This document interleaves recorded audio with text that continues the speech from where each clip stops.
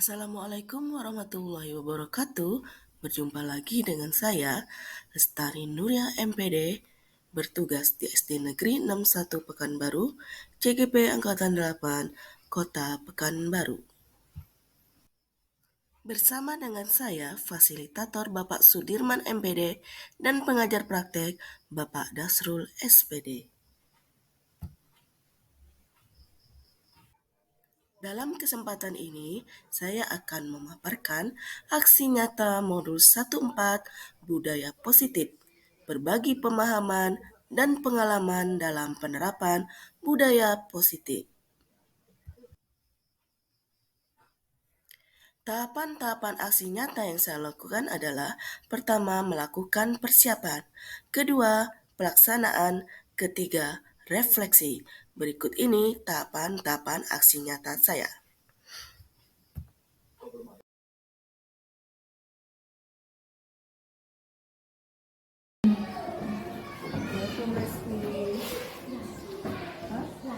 Zaki. Kabar ini sehat? Sudah makan? Belum sarapan? Tadi apa tuh rame-rame Bu? Lewat depan pintu? Apa? Iya. Tadi ada anak perempuan yang nyamperin ke mejamu sana. Kenapa? Ada kejadian apa? Boleh ditahu? Apa tuh kejadiannya? Ngejek dia. Ngejek apa? Ngejek angkat pacaran. Dulu udah sering tuh ngejek-ngejek gitu. Tak asik kalau ngejek-ngejek gitu. Senang-senang kan? Senang-senang aja kan? Kayak rame, kayak asik gitu. Ya. Jadi apa? Biar apa? Ngejek-ngejek. Biar senang aja kan? Nggak apa-apa, ibu pun dulu waktu kelas 6 tuh sering juga ibu ngejek-ngejek. Malah kadang ibu yang diejek. Kadang ibu ngejek kawan, ibu kadang diejek. Berarti ini masa-masa kelas 6 nih, kawan-kawannya udah mulai menginjak remaja, ejek-ejekan dengan teman dekat. Apa? Biasa tuh. Ejek-ejek itu biasa. Mungkin ibu pernah juga waktu SD kelas 6 ejek. Oh ini dekat sama ini, dekat sama ini. Apa? Kita sedang bagaimana? Ada tugas tadi. Kok bisa kayak gitu nih? Kenapa? Ada masalah? Ada penyebabnya apa? Coba ibu pengen tahu. Ada. Memang keinginan kamu aja. Oh, memang kamu suka gitu ya orang itu. Ya. Jadi kamu ngejek-ngejek kawan, kira-kira ada nggak keyakinan kelas kamu yang kamu tidak ikuti? Keyakinan kelas ada kan? Yang tidak kamu ikuti, yang tidak kamu laksanakan keyakinan kelasnya. Ada tuh keyakinan kelas. Ada. Satu bagaimana? Selanjutnya keyakinan kelas yang telah tadi sepakati harus kayak mana tuh? Sekarang ibu mau tanya, adik maunya gimana? Ya, minta maaf. Terus untuk keyakinan kelasnya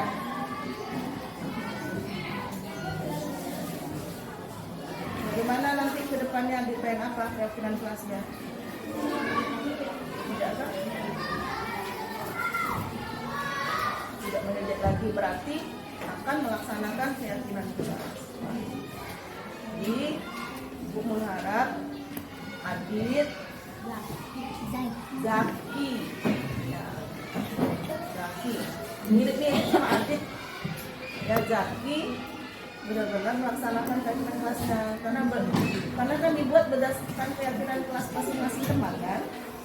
Oke, bisa. Nah, kamu apa yang kamu lakukan setelah kamu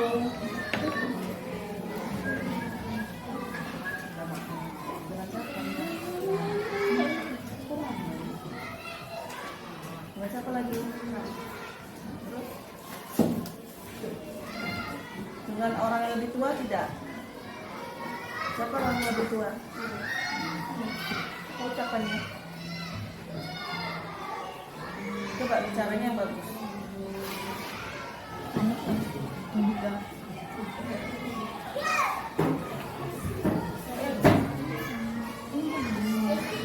Tetap semangat ya.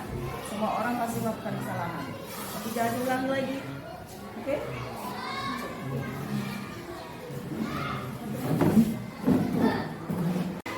Siapa nama kamu, Nak? Helen. Kelas 4? 4D. Tadi Ibu lihat, ya, tadi kan lewat tuh. Ibu lihat kamu main bola di dalam tuh. Bola apa? Botol. Botol. Bola apa? Kenapa orangnya ikut main kuda itu? Orang. Ini lagi saat apa tuh? Nggak belajar kan kamu? Belajar. Istirahat. Udah istirahat kan? Udah makan. Terus sampai berkeringat. Kamu muslim apa non muslim? Muslim apa non muslim? Non muslim. Tadi ibu tengok kamu lagi main bola. Kawan kamu ada yang sholat kan? Ada yang sholat.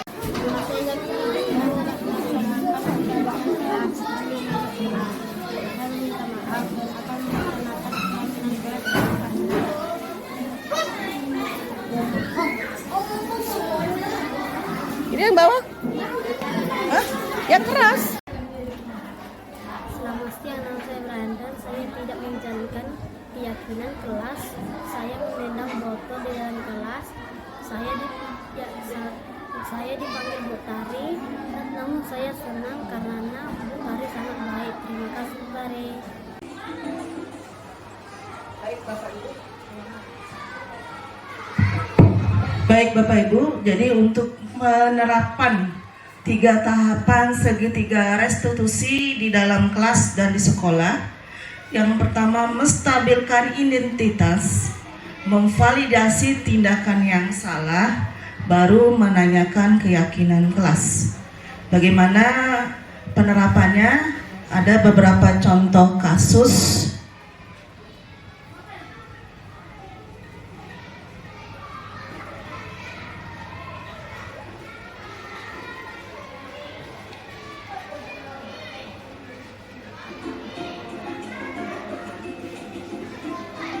Jadi sebelum kita beralih ke kasus 1 dan 2, kita harus tahu dulu apa itu segitiga restitusi. Jadi segitiga restitusi itu adalah tahapan bagaimana kita menghadapi anak yang bermasalah atau anak yang berkasus.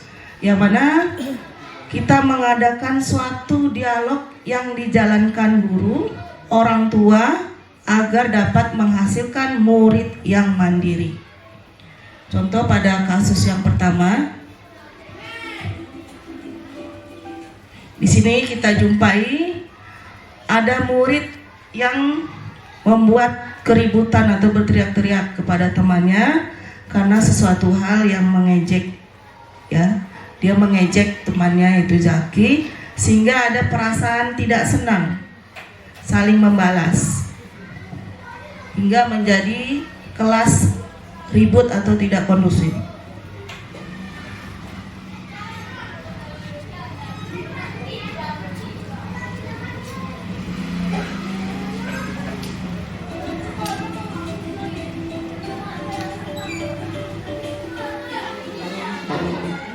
Nah, pada kasus yang kedua ini, Brandon, murid kelas 4, membuat kegaduhan juga di dalam kelas dengan bermain bola. Tapi bolanya itu bukan bola beneran, tapi botol. Diajaknya beberapa kawannya, sehingga kelas menjadi ribut sementara ada temannya yang sedang sholat. Karena waktu itu adalah waktu sholat zuhur. Dan terdengar dari kantor saya, kebetulan di sebelahnya. Kemudian mereka berteriak-teriak, merasa ada kesenangan tersendiri, dan saya jumpai.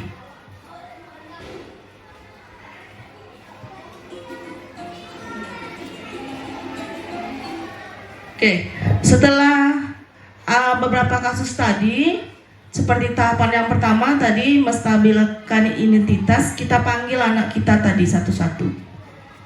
Kita panggil, kita tanyakan apa yang terjadi di sekolah tadi.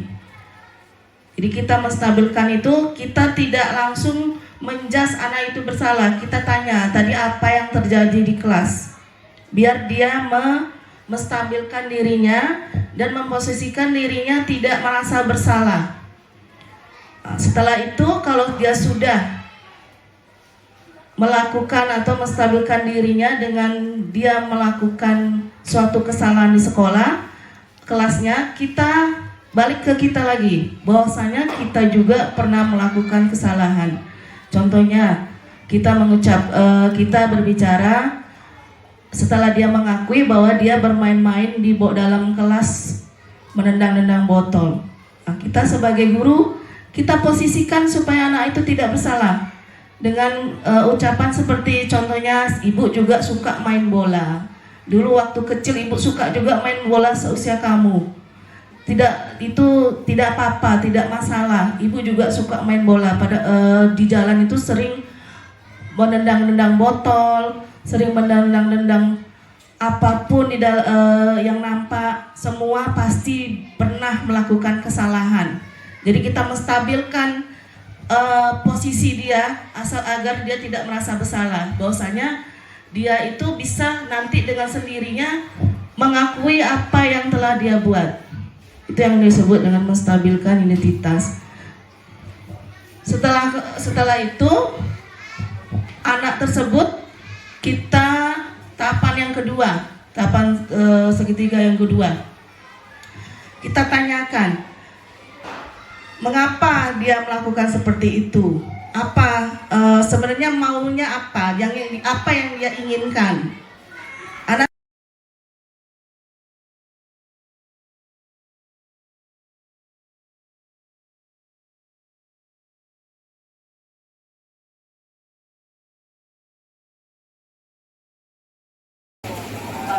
Assalamualaikum warahmatullahi wabarakatuh. Saya Bu Asridaya Saputri ingin bertanya kepada Bu Fai, kalau ya kita kan tidak tahu nih sifat anak sama semuanya pasti ada yang berbeda. Jika salah satu tahap restitusi misalnya yang seperti pertama, anak itu tidak merasa takut. Oke, dia nggak merasa takut, tapi fase yang kedua misalnya dia nggak tahu nih keyakinan kelas apa yang dia lakukan, dia nggak paham apa langkah kita sebagai guru selanjutnya jika anak sudah kita buat nyaman, tidak merasa bersalah, tapi fase kedua dia tidak tahu keyakinan kelas mana yang dia lakukan, apa yang harus kita lakukan untuk membuat anak itu tahu apa yang kesalahan yang telah dia perbuat. Terima kasih. Baik, terima kasih Bu Asri atas pertanyaannya. Baik, mengenai pertanyaan tadi, apa yang kita lakukan jika anak tidak tahu atau tidak betul-betul tidak tahu apa keyakinan kelas yang ada di kelasnya, ini ya Bu Asri. Apa yang dilanggarnya dia nggak tahu. Jadi gini, kita sebagai guru kelas tentunya tahu keyakinan kelas kita apa. Kita boleh memancing dia. Kita ada nih keyakinan kelas ini. Boleh sebutkan satu-satu. Boleh sebutkan satu-satu. Nanti dia dengan sendirinya, oh ya saya sudah melanggar yang nomor 2 Bu. Nah, boleh nggak apa-apa karena anak kita ini anak masih sekolah dasar. Kecuali kita SMK, anak SMA. Daya pikirnya masih belum bernalarnya belum tingkat tinggi. Jadi bisa kita bantu dengan memancing-mancing atau mengumpamakan apa keyakinan kelas yang ada di kelasnya. Jadi coba.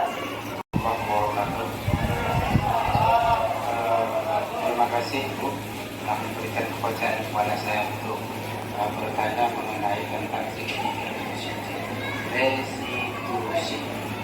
Dari paparan Ibu tadi mengenai segitiga restitusi, yaitu tentang mengatasi permasalahan-permasalahan yang terjadi di lingkungan pendidikan, mulai dari awal hingga akhir, dan alhamdulillah rabbil alamin, kami sebagai guru mendapat pencerahan yang baik dari Ibu yang telah memberikan satu dua kata bagaimana tata cara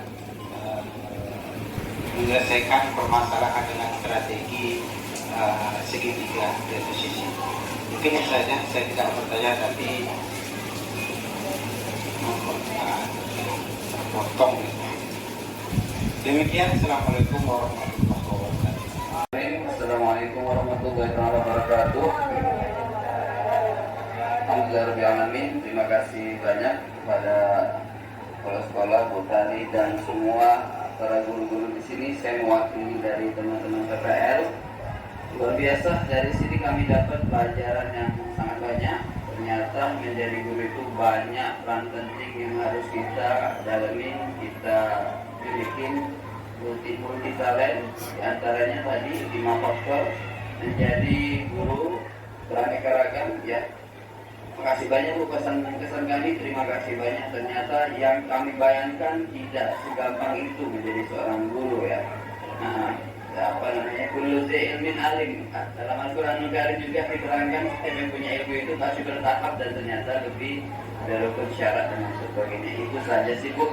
Nanti dulu ini mana drama. Terima kasih banyak dari kami, pesan-pesan. Assalamualaikum warahmatullahi wabarakatuh. Terima kasih Pak Saher. Tepuk tangan untuk Pak Saher.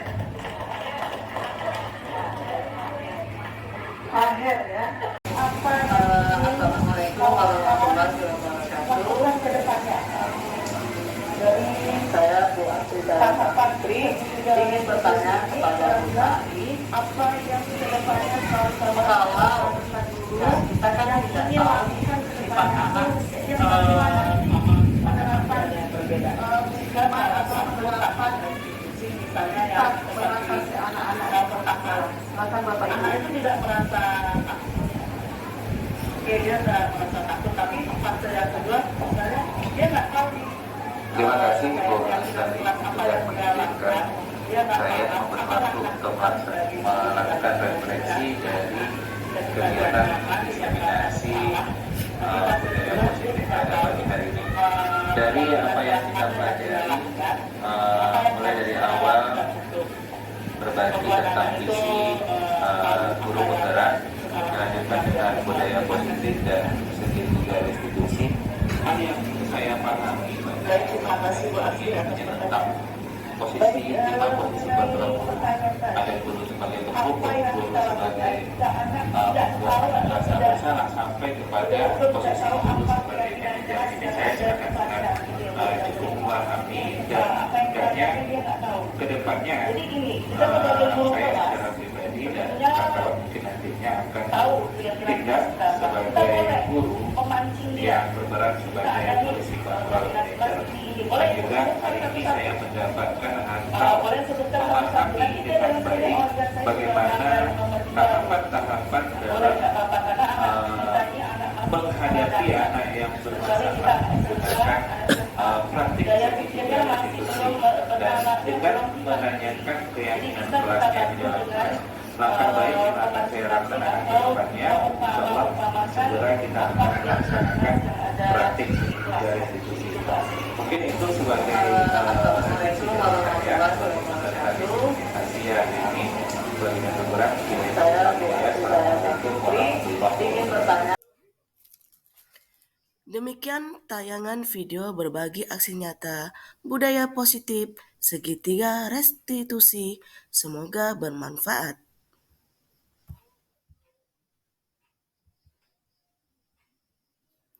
Salam dan bahagia Bapak Ibu Guru Penggerak. Wassalamualaikum warahmatullahi wabarakatuh.